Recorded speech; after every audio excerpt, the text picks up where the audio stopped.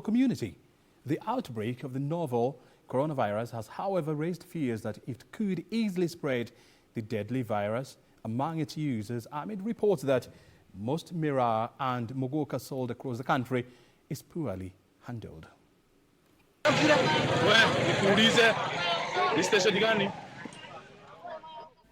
Embu County, Mogoka traders are busy operating their businesses. Miraa and Mogoka farming is one of the economic activities carried out here. The outbreak of COVID-19 disease and subsequent declaration of a dusk to dawn curfew has, however, negatively impacted on their business. But it is the handling of Mogoka that is now raising concern over the product becoming the next frontier for transmission of the infectious disease. A spot check in Embu town reveals that the traders do not adhere to social distancing and allow their customers to touch the stimulant with bare hands. Most of the dealers handle cash and proceed to pack the stimulant without washing their hands. The issue is compounded by the fact that most of the customers then proceed to chew the stimulant at the buying point as they chat, an obtaining situation that has left many in the region worried. Bado watu hawajalichukulia hili jambo kwa uzito inavyopasa. Utawapata wengi hapa wanatembea bila mask. Utapata pia viongozi wetu hapa wako vile vile, wengine watumii mask, wengine bado waendelea kuchangamana. Ukiangalia biashara ya miraa wako pale pale. Hiyo biashara ya miraa tusipochunga itaweza kuleta janga na itaweza kuwa ni kitu ambacho kitakuwa ni kibavu sana hapa katika mji ama kaunti ya Embu. Ukiangalia wale watu wanafanya ile biashara ya kitu kama Mogoka, wanafanya hiyo biashara na pesa hii ya kushika na mkono. Hiyo pesa natumiambua ugonjwa ama virus ya corona inakaa sana kwa pesa. The threat remaining so real, even as the Embu County administration maintains that it has put in place elaborate mechanisms to continue the spread of the deadly virus. Na tayari tumeagiza over 20,000 masks za kupea watu wetu. Kuna sanitizer mingi, madaktari wetu watashughulikiwa vilivyo kwa sababu afya njema inaanza kwa mtu binafsi. Na mimi ninaendelea kukalisha watu waendelee kukaa nyumbani, ikiwezekana watu wanawe mikono, watu wafae mask na ile distance watu wakubali.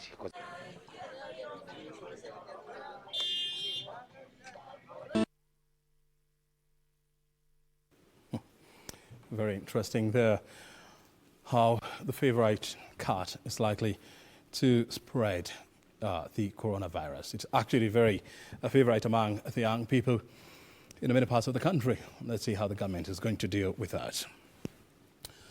The rise in the number of COVID-19 cases around the globe has resulted in many questions about the coronavirus disease, with the pregnant women concerned whether it is safe to breastfeed their babies. But does breastfeeding help transmit COVID-19? We respond to that question.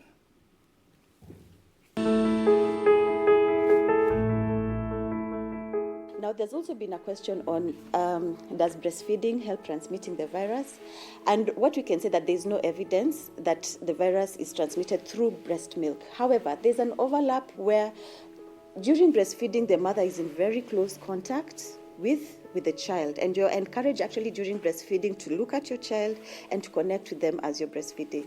So if the mother is not wearing a mask and she's infected, the aerosols transmitted from the mother could get to the child and actually infect the child.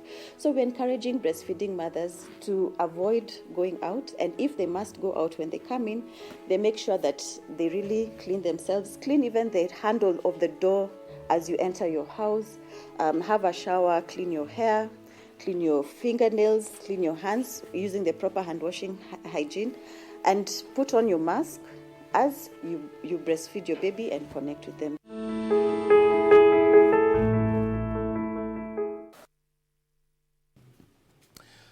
With the onset of the long rain seasons, which is predicted to continue over the next 3 months, the Kenya Forest Service has partnered with stakeholders to reforest depleted water towers in an exercise meant to increase the country's forest cover. KFS Board Chair Peter Kenya says Kenyans must embrace ongoing efforts aimed at restoring the country's forest cover if Kenya is to avert adverse effects associated with environmental degradation. Stripped bare of trees lays the Marani forest located within the magnificent Mount Kenya forest, now colonized by wild shrubs and underground vegetation. While we are at the Marania forest, that is approximately 7,250 hectares and is part of the larger Mount Kenya forest. Now, during the dry season, the place experiences wildfires that are either caused by the harsh climatic conditions or activities from the communities that live adjacent to the forest. Now, today, the Community Forest Association, in partnership with relevant forest stakeholders, have partnered in an initiative to restore the native forest and improve lost biodiversity. Apart from the wildfires caused by extremely harsh conditions, dogmas that lighting a fire could bring rain by members of the community living around the forest and forest activities such as beekeeping have acted to compromise efforts aimed at conserving the forest. One of the biggest problems is fire breaks. So we are talking to Mount Kenya Trust, and even as Kenya Forest Service, we are working towards now establishing proper fire breaks. There's also belief in some areas around here in Meru that if you start a fire, then you will get rains.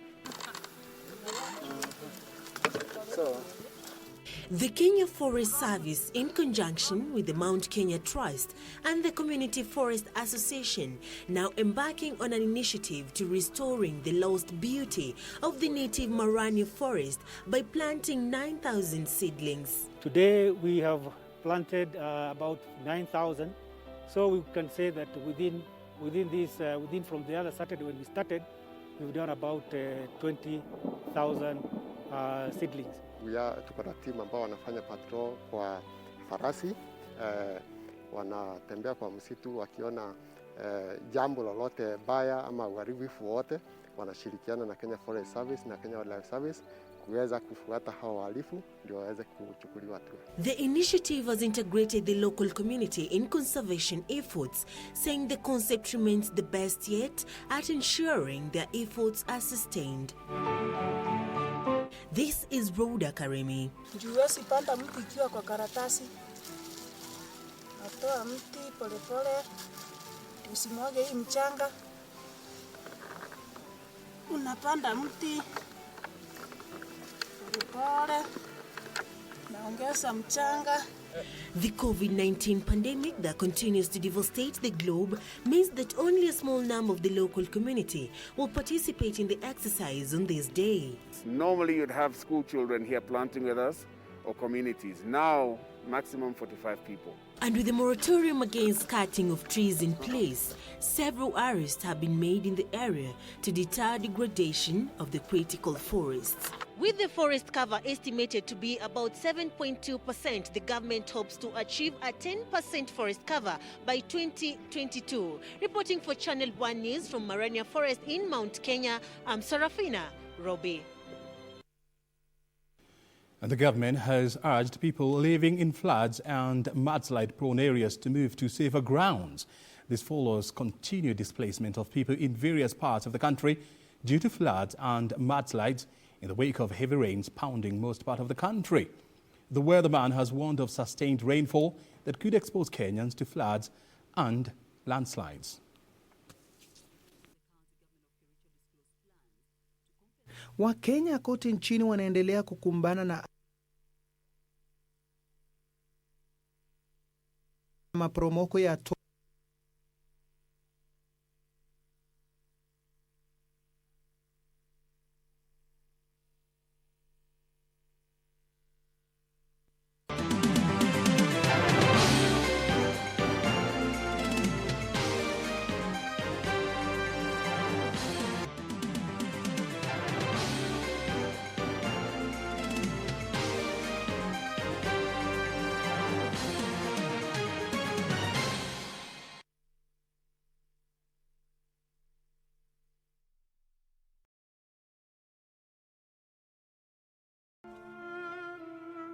KBC Channel 1 imekuandalia vipindi spesheli vya mwezi mtukufu wa Ramadhani. Kila Ijumaa tutakuwa tunakuletea khutba moja kwa moja kutoka kwa msikiti, ikifuatiwa na vipindi kama vile nasaha ya Kiislamu, kaswida, makala ya watoto na kutamatishwa na ukumbi wa Kiislamu.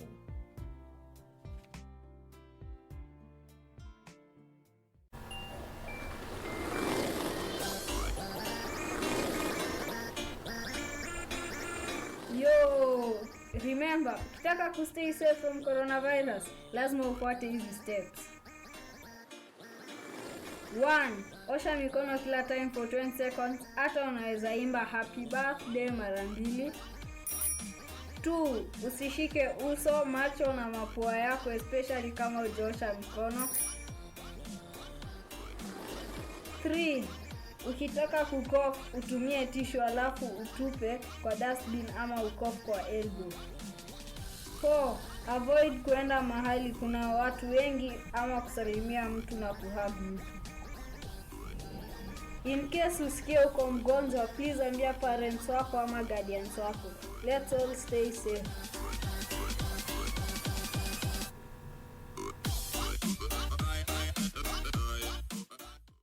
Sir, kumbe unakuanga criminal. Mimi si biangi mam. Sivyo, hiyo ni ukweli nusu, uongo nusu. Mkate umenunua, hiyo ingine imepotea. Juu, imagine sasa tutakosana. Yaani wewe, mutu zako zinakuangaje? Huwezi kaa dakika 2 hata bila kuteta? No. Sikiza, nilileta Nasir kwako mpe display. Ni wasafi cheni hii bag. The last time nilikusikiliza, nilienda nimeanguka kwa gate. Mimi niko ndani ya hii bag, hadi mimi nimeanza kukushuku. Ha, please, utakuwa umeni help. Ukimwongelesha, kujuniambia vile atarespond ndio. Hapana, simaanishi hivyo, namaanisha nichote ka kitu kidogo alafu nitafutie hizo nguo ziliibiwa.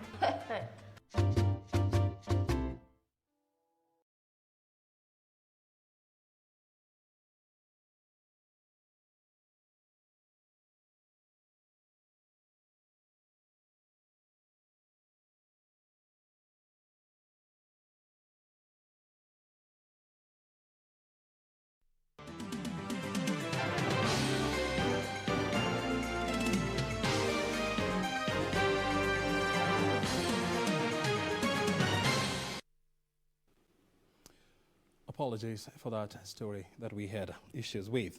And let's just first of all now bring you up to speed with some latest information coming through from the Kenya National Highways Authority.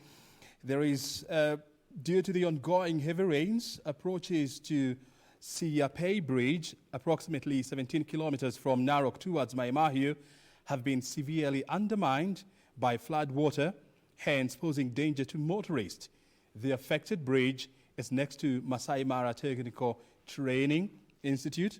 Accordingly, KENHA intends to close the road for urgent restoration works as from tonight, 8 p.m. So that was about almost 2 hours ago. So this is just to inform you that there is a temporary closure of Narok Mai Mahiu Road due to washout. And so if you're planning to use that stretch of highway, you all better be careful. Let's now go to your counties. And shock has gripped Chaka Reli village in Old Jolorok County in Nyandarua County. And let's have a look at what is happening there. Well, allow me to take that again. Sorry. Shock has gripped Chaka Reli village in Old Jolorok, Nyandarua County after unknown assailants raided the village, killing a mother and her 5-year-old daughter. 2 other persons are nursing serious injuries at Nyahururu County Referral Hospital. Details of these and other highlights in the County News Roundup. A cloud hang over Chakareli village in Nyandarua County following the massacre act that left a woman and her 5-year-old daughter dead. 2 other people sustained serious injuries in the attack. According to Area Chief Henry Murage Kimondo, the 4 were sleeping in the same house when they were attacked at around 5 a.m. Thursday morning. Aliyefanya kile kitendo watahakikishwa kwamba wamekamatwa na kuchukuliwa hatua ya kisheria. Elsewhere, fear gripped a section of Muranga town residents after reports of a man who had died in a local hotel emerged. The body was discovered by a hotel attendant who got concerned about the duration of the man's stay at his hotel room past checkout hours. Ine masaa ile ya kuondoka ikawa atoke, lakini kuenda ndani wakakuta amezirai ama kuanguka na baadaye wakaona amekufa, ndio wakapiga ripoti polisi, na polisi wakaenda kandamana watu wa DCIO, alafu wakathibitisha kweli amekufa. Elsewhere in Nakuru, enforcement officers are on the spot over alleged harassment and intimidation of traders at the Free Area Food Market. Kama ni chifu wa Free Area, kama ni mbunge wetu Mheshimiwa Gekaria, waje watusaidie ili kila mtu apewe portion yake yenye atakuwa akiuziwa bila kuharasiwa na wanasema sijui mimi ndio chairman wa soko, sijui ndio mimi ndio wa MCA wa soko, sijui mimi ndio mwenyeji wa hii soko. And matatu operators and commuters in Naivasha are up in arms over a move by the county government to relocate all terminuses within Naivasha town to the area stadium. The group says the move has disadvantaged commuters who now have been forced to pay extra charges to commute from the stadium to the central business district. Elsewhere, tragedy struck a family in Mukango village, Butsoso sub-county, after an 80-year-old woman committed suicide following an argument with her children over land. Joyce Burudi's family says that their mother disappeared from home after a land draw only for her body to be found in a 15-foot well. Na kabla ya kutoweka alikuwa ameandika barua fulani, akawacha hiyo barua kwenye meza ya jikoni, ikaonekana kwamba kidogo alikuwa na kitu kama hasira. Finally, Northeastern Regional Commissioner Nicodemus Ndalana has warned that the government will not hesitate to hit back at elements threatening Kenya's sovereignty. Na mimi vile ningesema na nitasema na Kizungu, ile kitu amlisema walifanya is unacceptable. Hatutakubali watu wetu wapigwe wakifanya kazi ambao wamekuja kufanya hapa. Ndalana's warning comes just a day after an attack that destroyed a part of a building in the town was launched from neighboring Somalia on Wednesday. Yusuf Farah, Channel 1 News.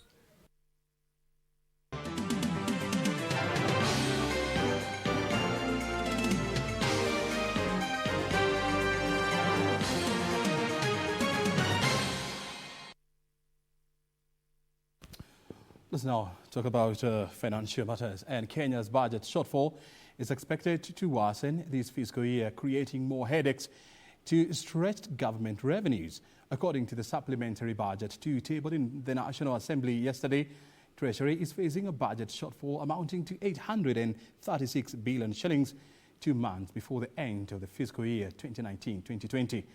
The report further says ordinary revenues are lagging behind by a whopping 132 billion shillings.